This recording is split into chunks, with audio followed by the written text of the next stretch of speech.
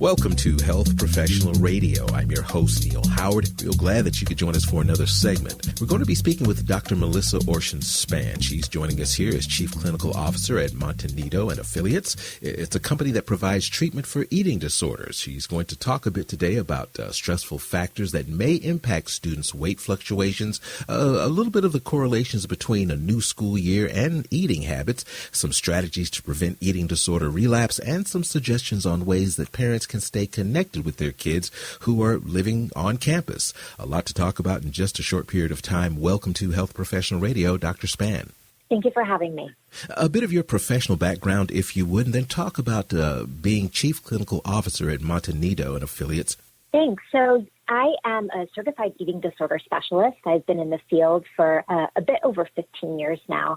And at Montanito and Affiliates, what we do is we provide higher level of care. So residential treatment, partial hospitalization, or intensive outpatient treatment for adolescents and adults.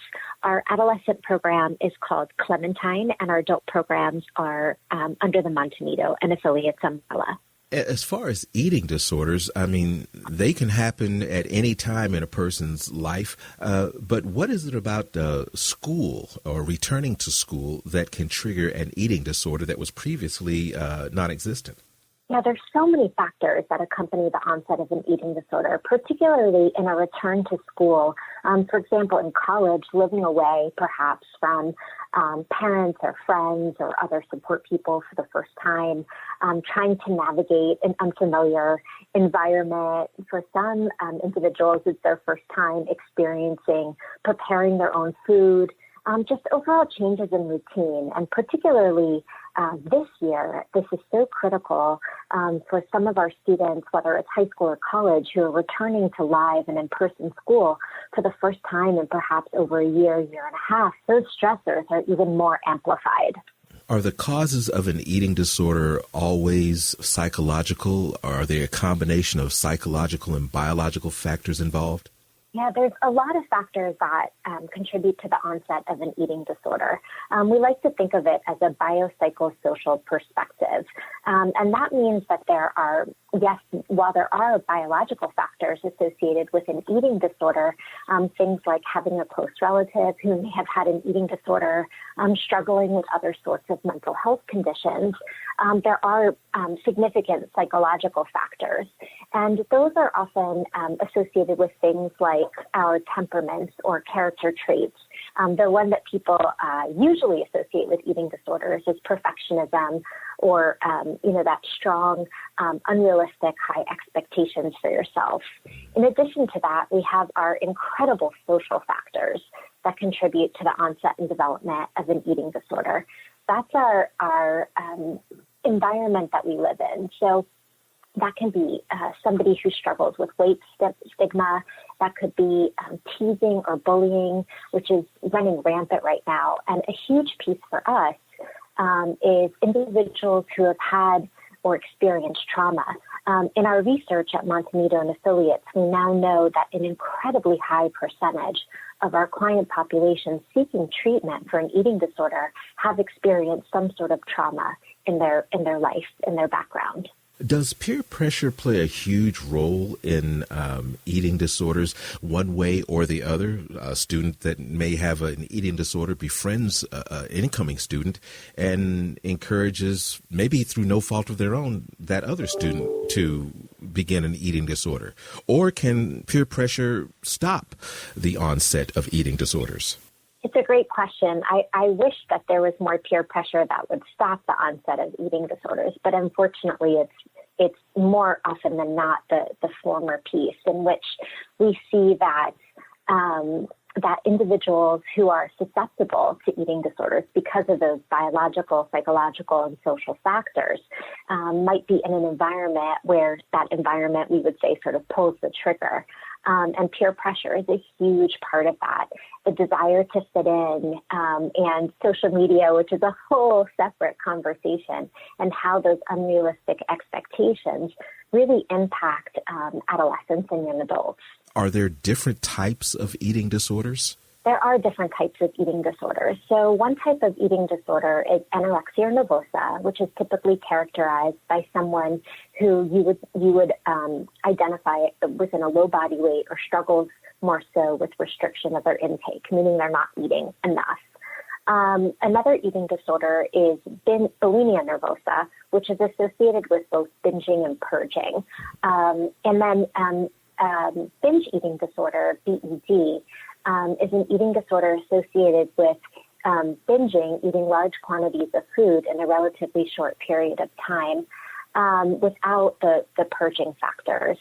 There's a whole other category of eating disorders which maybe don't fit into those stringent criteria, but are incredibly difficult to navigate through all the same. Things like atypical anorexia, or again, sort of in that other specified eating disorders.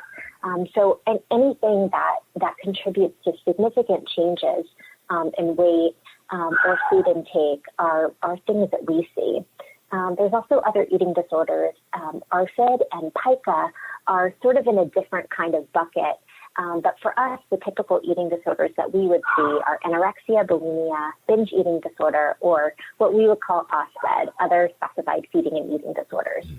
What about a disorder where a person ingests food that they know is harmful for them, such as an allergy or nausea or something like that on a particular food item, but they continue to eat that out of stress or peer pressure or bullying? So I think there's a few different things with that. So first, there's an eating disorder called PICA, which is about eating substances that are not food and do not provide nutritional value. So substances, things like paper or things like that we might see. When we talk about somebody who's ingesting an allergen that they know is something that they shouldn't eat, that might be more closely related to being a form of self-harm. A client might know, an individual might know they would have a harmful reaction and they would need to seek medical attention. And so that would be something that we would want to investigate more so. What about the joke of the freshman 15? Yeah, so it's actually the fear of the freshman 15 or the fear of gain weight. It is a potential risk for eating disorders or other sort of maladaptive coping mechanisms within college students. Give us some tips on what we should do if we suspect a loved one is struggling with an eating disorder.